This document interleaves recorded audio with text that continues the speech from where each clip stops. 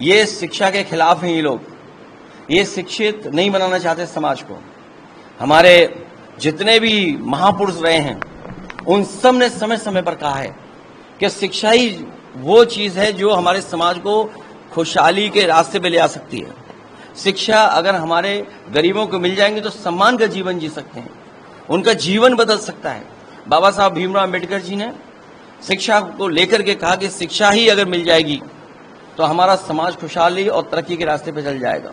और खासकर पिछड़े, दलित, आदिवासी, अल्पसंख्यक और पीड़ित परिवारों के बच्चे न पढ़ पाएं, इसीलिए सरकार ने कई हजार, 20,000 से ज्यादा स्कूल बंद कर दिए प्राइमरी। 20,000 इसलिए बंद किए क्योंकि उसमें गरीब बच्चे पढ़ने जाते थे। और न केवल बंद किए बल्कि मर्जर इसलिए भी कर रहे हैं जिससे कि बूथ का हिसाब किताब ठीक कर लें।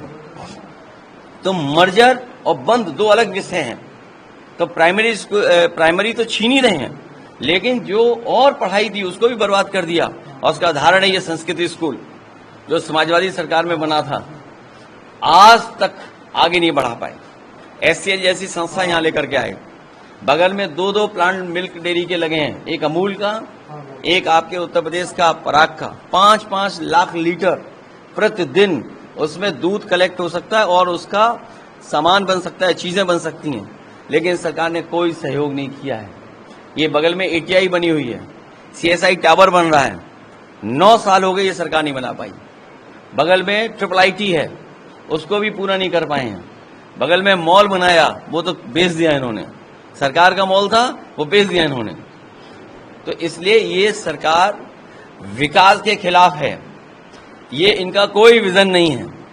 इनका एक ही विजन है, लूटो, पैसा कमाओ, चंदा वसूली करो, यही इनका विजन है। और उसका उदाहरण है कि मुख्यमंत्री जी ने अपना एक्सप्रेसवे जो बनाया लिंक, वो आज गड्ढे गड्ढे हो गया है। पूर्वांचल का एक्सप्रेस कूदते हुए जाइए, बुंदेलखंड घाटे में है क्योंकि इन्होंने अपने एक्सप्रेसवे खराब बनाए। तो आगरा लखनऊ एक्सप्रेसवे क्यों अच्छा दिखे? उसमें करोड़ों रुपए टोल इकट्ठा करते हैं प्रतिदिन। आज आप लखनऊ से आगरा तक चले जाएं, गड्ढे गड्ढे नजर आएंगे आपको। इन एक्सप्रेसवे किनारे मंडियां बननी थी, मंडियां जो बन गई, जितनी बन गई उसके आगे नहीं ले जा पाए। और जो मंडियां, दुकानें भी बनी, इन्होंने अपने लोगों को आवंटित कर दिया है। तो ये सरकार केवल महंगाई बढ़ा रही है, भ्रष्टाचार बढ़ा रही है, रोजगार छीन रही है। और रहा बचा दिल्ली की सरकार ने जो फैसले लिए हैं, हमारी विदेश नीति चौपट हो गई। दुनिया में कोई देश हमारे साथ नहीं खड़ा। अभी जब सबसे ज्यादा जरूरत थी देशों के साथ की, उस समय भी हमारे साथ कोई देश नहीं खड़ा हुआ। जिस अमेरिका को सबसे ज्यादा ये सम्मान करते थे, जिस अमेरिका के पीछे भागते रहते थे, वोट मांग करके आए जिनके लिए, वही अमेरिका इन पे टैरिफ लगा रहा है। और टैरिफ के परिणाम आज नहीं दिखेंगे, कल दिखेंगे। ये आखिरकार किसकी नाकामी है? ये भारत सरकार और भारतीय जनता पार्टी की नाकामी है। और इन्होंने बड़े बड़े आयोजन किए हैं, इन्वेस्टमेंट आए। जब विजन ही नहीं होगा तो इन्वेस्टमेंट क्यों आएगा? कोई उद्योगपति क्यों पैसा लगाएगा? आपके अधिकारी पैसे वसूल रहे हैं। एक अधिकारी को तो अंडरग्राउंड होना पड़ा, भागना पड़ा। और क्या था वो इंसेंटिव नहीं, वो कमीशन लेना चाहता था। और कमीशन के बंटवारे में वो अधिकारी को छोड़ के अंडरग्राउंड होना पड़ा। इसी तरह डिफेंस एक्सपो बनाने की बात हुई थी।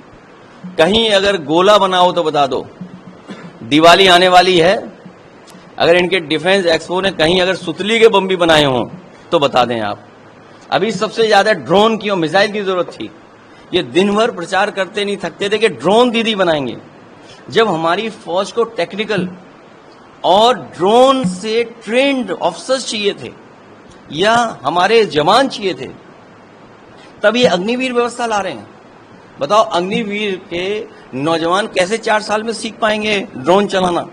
और जब पूरी लड़ाई ड्रोन और टेक्नोलॉजी बेस्ड हो गई, मैं अभी सुन रहा था विधानसभा में कुछ लोग स्पेस के बारे में बात कर रहे थे कि स्पेस टेक्नोलॉजी में हम इतना आगे चले गए हैं। दिल्ली वालों से पूछो तो वो भी कहते हैं हम स्पेस टेक्नोलॉजी में इतना आगे चले गए हैं, हम सैटेलाइट से ऊपर से नीचे देख सकते हैं खेत पे क्या है। लेकिन इन्हें पलटती हुई विकास दुबे की गाड़ी नहीं दिखाई दी सैटेलाइट से। वो जो पुलवामा में एक गाड़ी आई थी RDX भर के, वो इन्हें सैटेलाइट से नहीं दिखाई दी। कहते हैं हम सैटेलाइट और स्पेस टेक्नोलॉजी में न जाने कहां आगे चले गए हैं। तो इसलिए ये धोखा दे रहे हैं, इनका कोई विजन नहीं है। और अगर विजन होता तो ये संस्कृति स्कूल चल रहा होता, प्राइमरी स्कूल बंद नहीं होते, और जो गरीब बच्चे हैं जिनको समाजवादी लोग पढ़ा रहे थे उनके ऊपर मुकदमे नहीं दर्ज होते। अंग्रेजों ने भी मुकदमे कभी नहीं लगाए होंगे, लेकिन ये पहली बीजेपी की सरकार है शिक्षा विरोधी जो पढ़ाने गए उन पर मुकदमे दर्ज हुए हैं। अब कह रहे हैं हम लोग A से क्या पढ़ा रहे हैं, B से क्या पढ़ा रहे हैं, C से क्या पढ़ा रहे हैं। अरे भाई, हम पॉलिटिकल वर्कर हैं, हम विरोध कर करके एक मैसेज देना चाहते हैं सरकार को कि आप स्कूल खोलिए, बच्चों को पढ़ाइए। आप स्कूलों के बच्चे स्कूल खोल दें, टीचर्स को अपॉइंट कर दें, हमें पढ़ाने की जरूरत नहीं पड़ेगी। वो A फॉर एप्पल पढ़ाएंगे, B फॉर बॉल पढ़ाएंगे, C फॉर कैट पढ़ाएंगे। अगर पॉलिटिकल लोगों से पढ़वाओगे तो पॉलिटिकल लोग अपने हिसाब से पढ़ाएंगे। ये हमारे विरोध था और ये लोग बचना चाहते हैं। ये 2027 की लड़ाई से डरे हुए हैं, तभी इनके मन से निकला 2047। अरे 2047 तब पहुंचोगे तब 2027 पार करोगे। 2027 में PDA और उत्तर प्रदेश की जनता विकास और खुशहाली चाहती है, वो इनको 47 तक नहीं पहुंचने देगा। अब हम मुख्यमंत्री जी, उनके कैबिनेट के लोग उतने नहीं जिएंगे जितने हम जी चुके हैं। अगर आप उनकी उम्र हमारी उम्र देखें तो वो उतने नहीं हम लोग रहेंगे यहाँ पर जितने हम रह चुके हैं यहाँ पर। इसलिए अगर विजन की बात करें तो हम पीछे मुड़ के देखें कि इन 9 सालों में इन्होंने क्या रास्ता अपनाया, और अगर इनका कोई विजन होता तो आज 9 साल में जो काम किए इसको आगे बढ़ा करके 47 तक ले जाते तो हमारा विकसित उत्तर प्रदेश बनता। तो जब 9 साल का रिकॉर्ड ऐसा है कि जहां पर कोई विकास के रास्ते में जो चीज अच्छी होगी वो सरकार खराब कर देगी। रिवर फ्रंट बना, वर्ल्ड क्लास रिवर फ्रंट बना, JPNIC बना, एक लीडर के लिए और लीडर को समर्पित म्यूजियम, और JPNIC बना, वो बर्बाद कर दिया इन्होंने। मेट्रो कब शुरू कर रहे हैं? 8 साल बाद, 9 साल बाद। सोचिए, 9 साल बाद मेट्रो शुरू कर रहे हैं और मुख्यमंत्री जी अपनी मेट्रो भूल गए। सोचिए कैसे मुख्यमंत्री का विजन है कि जो दूसरों की मेट्रो बना रहे हैं, अपनी मेट्रो भूल गए। ये मुख्यमंत्री तो वो हैं जो विजन दे रहे थे, सपना दिखा रहे थे कि मेट्रो बनाएंगे। मैं आपको दावे के साथ कह सकता हूं, गोरखपुर में मेट्रो ये मुख्यमंत्री नहीं बनाएंगे। ये मुख्यमंत्री जी का यही विजन है कि वो गोरखपुर में मेट्रो नहीं बनाएंगे।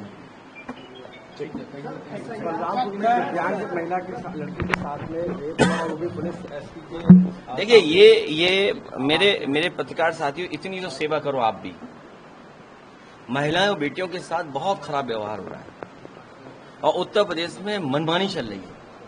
एक जिला नहीं, एक जगह नहीं, पूरे उत्तर प्रदेश में आप देख लीजिए। दिव्यांग तो आज हमने CCTV पे देखा, आए दिन घटना हो रही है, आए दिन। पुलिस की नोएडा में एक IAS अधिकारी है, नोएडा में एक IAS अधिकारी है जिस पर आरोप लगा है कि महिलाओं का शोषण करता है, पैसा लेता है, होटलों में ले जाता है, कोई कार्रवाई नहीं हो रही है। CM से शिकायत हो रही है, बहुत हालत खराब है, लगातार अखबार और टीवी को रिपोर्ट कर रहे हैं। अब मुख्यमंत्री जी पे जो हम पे पाप पड़ने की बात कर रहे थे, अगर किसी महिला को न्याय नहीं दिला पा रहे तो पाप उन पे पड़ेगा।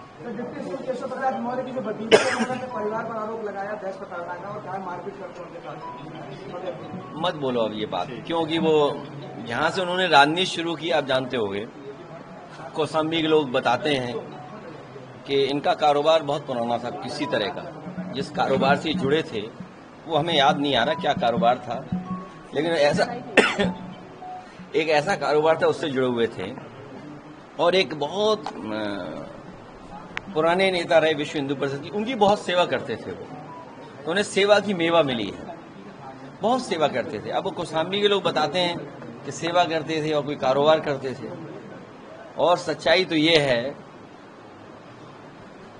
कि प्रयागराज और आसपास जमीनें और कुछ लोगों की जो जान गई है, जब कभी भी उनकी निष्पक्ष जांच होगी तो बहुत से लोग बच नहीं पाएंगे।